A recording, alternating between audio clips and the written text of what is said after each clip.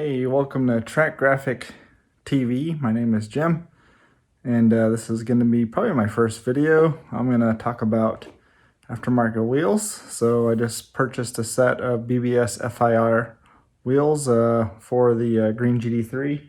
As you can see right behind me, nice 20 by, these are the front, this is the front one, this is a 20 by 9, the rear is a 20 by 12.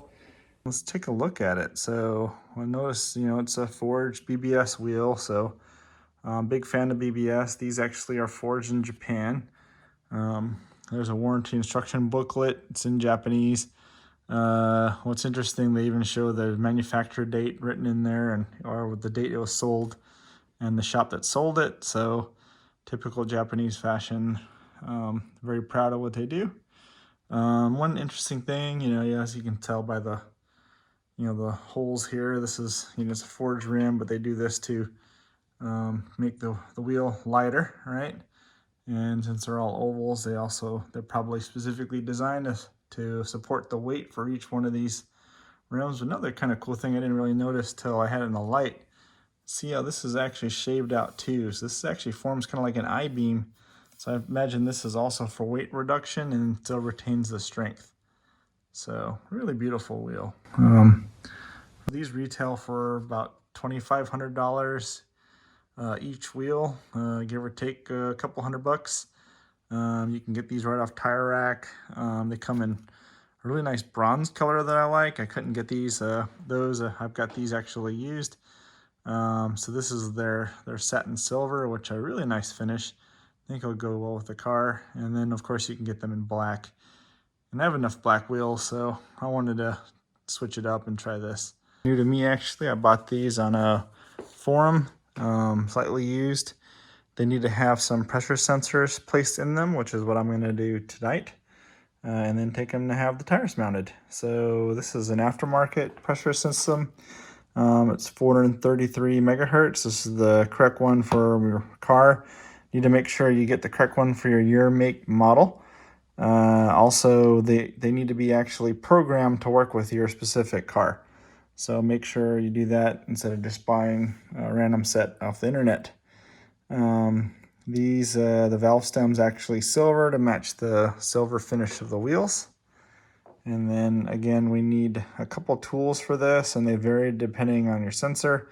But I have an 11mm deep socket, a torque wrench for that. It's set at 5 Newton meters to torque it down properly.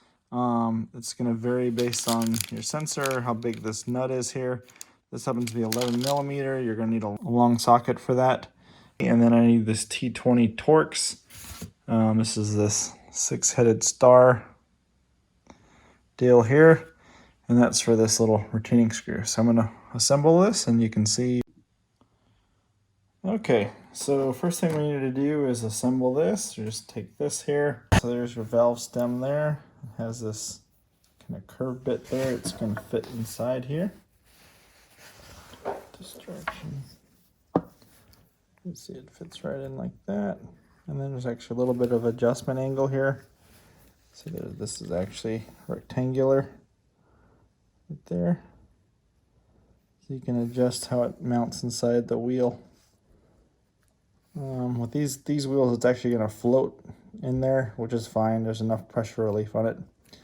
All right, so you have the rubber seal. So let's take off this cap here. Okay. So you have this. This is 11mm. You need a long socket for this.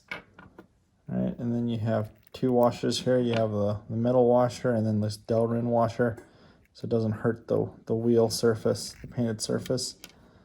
And then, of course, there's the rubber grommet that's already on there on this one. Sometimes you'll have that separate. All right, and then you need to put this screw inside here. Put that right in here. It torques. Lined up, and just for now, just real loose. There's some Loctite on it, so you don't want to over tighten it right now. And you'll see it actually still adjusts. I can get my fan out the way. See, it'll be able to adjust on this. All All right, then all you do is you place it inside the wheel. So you'll see it's actually right here. And then it fits in like that. Everything by hand here. First thing's gonna go on is the plastic washer, then the middle one, and then the actual nut there, all right?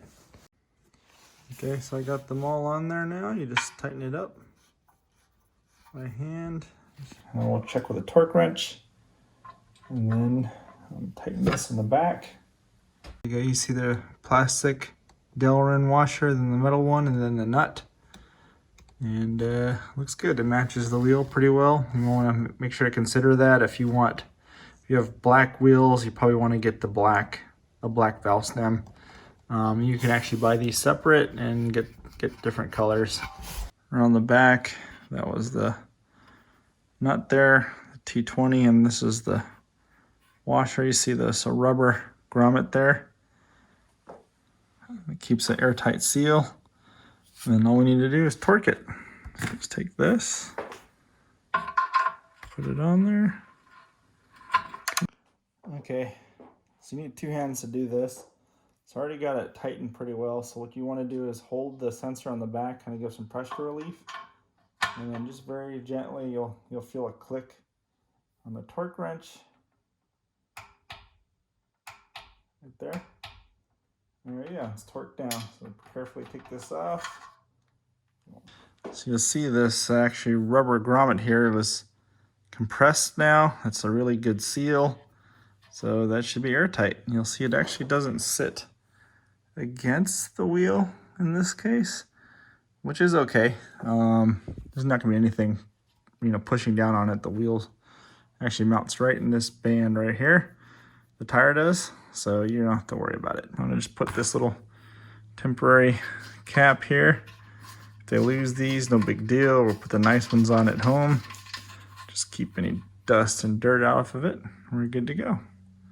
All right, so another thing I do before I take the wheels in is I take a bunch of detailed photos. So I do that with the front face, the ends of it, and then also, of course, the back as well, because you wanna know that what was the condition of the wheel. You got it back from them in the same shape, right?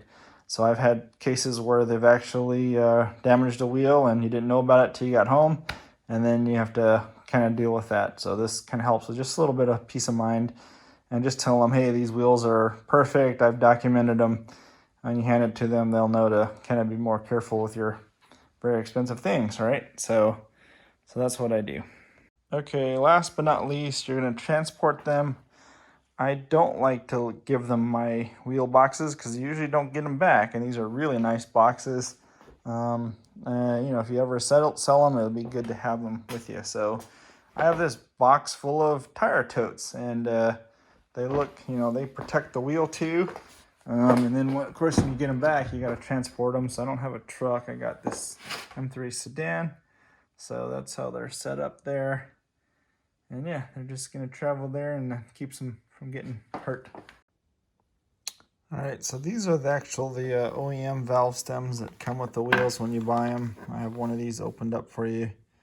Nice little BBS logo on the valve stem cover there. And you see it just says rubber grommet, and just goes kind of similar to how the valve stem for the tire pressure sensor is. Obviously this is if you don't have tire pressure sensors, you can run this. So anyway, just wanted to show that.